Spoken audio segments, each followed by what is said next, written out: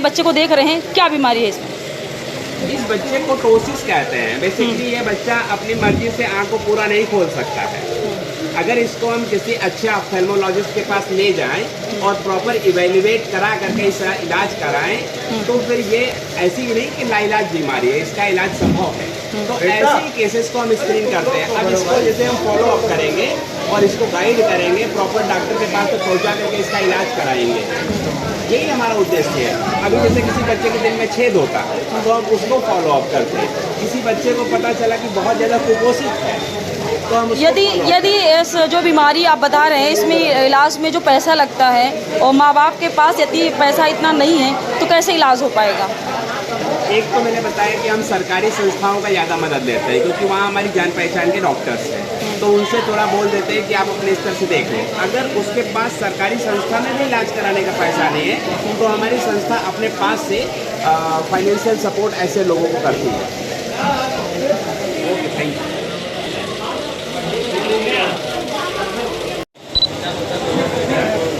क्या नाम है डॉक्टर साहब आपका? मेरा नाम डॉक्टर विजय है।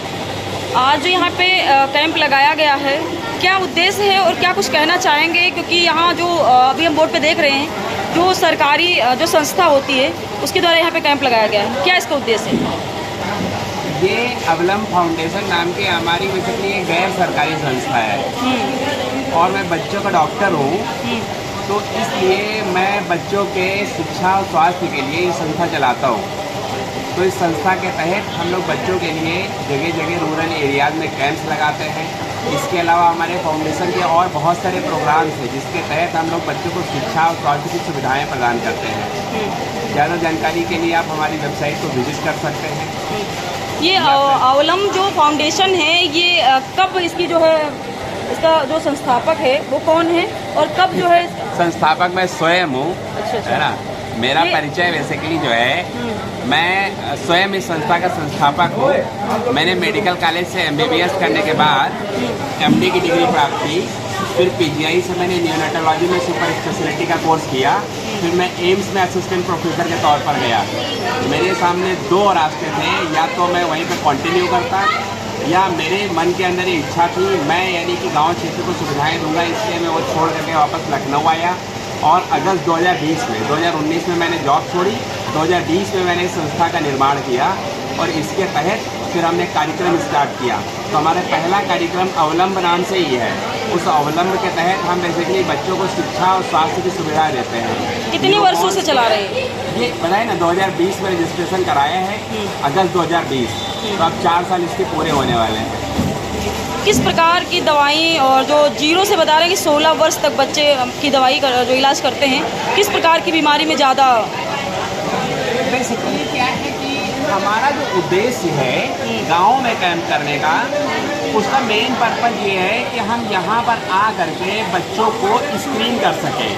क्योंकि कुछ बच्चों में बहुत सिंपल छोटी चीज़ें होती हैं। पता चला कि बच्चे को खुजली है और उस तक का इलाज नहीं हो रहा है, बच्चे को दस्त हो रहे हैं, ये बच्चे को कभी ऐसे बच्चे मिलते हैं जिनकी आंखें कमज़ोर है, उनकी आँख की जांच तक नहीं है, इसके बाद उनके दिल में छेद है। इस तरह की बहुत सारी ऐसी चीज़ें हैं कि उनको या तो जानकारी नहीं है और या तो उनको प्रॉपर चैनल के थ्रू वो माध्यम मिल नहीं पा रहा है। तो हम बेसिकली इस फाउंडेशन के तहत कैंप लगाते हैं। कैंप में उन बच्चों का नाम नोट करते हैं कि बेसिकली हमको कौन से इस तरह के बच्चे मिले हैं जिनको हम मदद कर सकते हैं। फ़ोन के थ्रू हम उनको फॉलो अप करते हैं, उनको गाइड करते हैं कि आपको ये सुविधा इस जगह पर प्रॉपर तरीके से मिल जाएगी। और हमारे फाउंडेशन से जो भी फाइनेंशियल मदद हो सकती है वो करते हैं। और एज ए डॉक्टर, जैसा कि मैंने आपको बताया, मेडिकल कॉलेज PGI और एम्स संस्थाओं में रहा हूँ, तो वहाँ के डॉक्टरों से जान पहचान है, तो मैं वहाँ पर उनको बेसिकली बेड वगैरह मुहैया करा करके सस्ती दरों पर इलाज करवाने की सुविधाएं देता हूँ। जैसे कि शहरों में खासकर लोग देखते हैं कि शहरों में ज़्यादा कैंप लगाई जाती है, लेकिन जो गांव क्षेत्र में कैंप लगाने का जो उद्देश्य है आपका वो बेहतर है। लेकिन मैं एक जानकारी लेना चाहता हूँ कि जिस तरीके से फीस क्या है, क्योंकि गाँव क्षेत्र में इतना जो आर्थिक स्थिति होती है वो मजबूत नहीं होती है, तो गंभीर बीमारियाँ होती है लेकिन वो इलाज नहीं करवा पाते हैं। मैंने आपसे बोला ना, बेसिकली मैं रूरल एरियाज की सर्विस देता हूँ और यहाँ पर मैं सिर्फ 100 रुपये की फ़ीस लेता हूँ। कैंप में तो सब फ्री है, यहाँ दवाइयाँ भी फ्री हैं, पर्चे भी फ्री हैं और जांचें भी यानी कि एक तरीके से अगर यहाँ पर यानी कि हम लोग उनको एडवाइस करते हैं तो वो भी फ्री रहती है। तो कैंप पूरा फ्री है। बट इसकी कैंप के अलावा हम गांव में मेरी एक क्लिनिक है, मैं वहाँ पर 100 रुपये में मरीज़ देखता हूँ, जबकि शहर में मेरी फीस जो है 700-1000 रुपये है। इतनी फीस छोड़ करके आप गांव में लोगों के बीच हैं। एक चाहत होती है, मेरी इच्छा थी तभी मैं एम्स जैसा इंस्टीट्यूट छोड़ करके संस्था बना करके यहाँ से जुड़ा हूँ। अब इस तह में जाएंगी तो थोड़ा सा आप होता क्या है कि कोई इंसान ऐसा नहीं है कि शुरुआत से उसके अंदर ये भावना होती है। मैं बहुत ही निचले स्तर से उठ के आया हूँ। मेरे फादर 6 क्लास में मैं था एक्सपायर हो गए, तो मैंने तो साइकिल से चल करके पैदल चल करके बच्चों को ट्यूशन पढ़ा करके सब अपना MBBS पूरा किया और लोगों की मदद से आगे आया। उस सहयोग में मेरा एक बहुत ही ज़्यादा यकीन है, इसी वजह से मैंने इसका नाम अवलंब रखा, जिसका मतलब है सहयोग।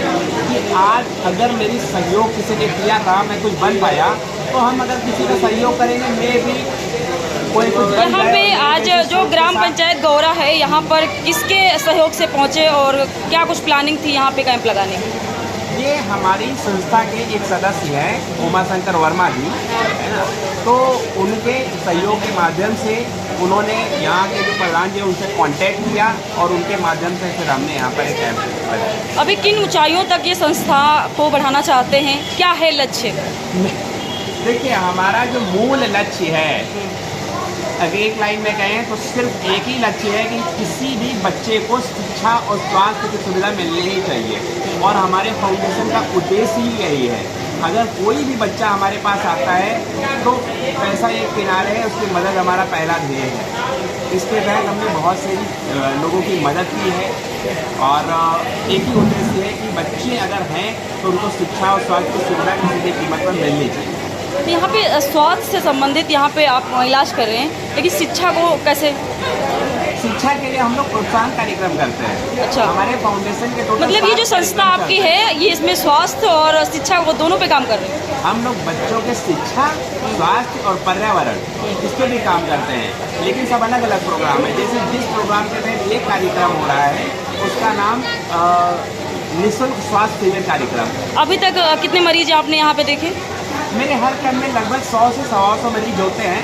अभी तक मैं लगभग 50 मरीज देख चुका हूँ। ज़्यादा बीमारी जो है गांव क्षेत्र में आपको कौन सी बीमारी ज़्यादा मिली यहाँ पे, किस प्रकार की? बेसिकली कुपोषण के बच्चे ज़्यादा मिलते हैं। कुपोषण की वजह से बच्चों में upper respiratory tract infection, diarrhoea, tuberculosis, इस तरह की दिक्कतें जो है ज़्यादा सामने आती हैं। मेन कारण कुपोषण जो है वो सबसे कॉमन चीज़ है।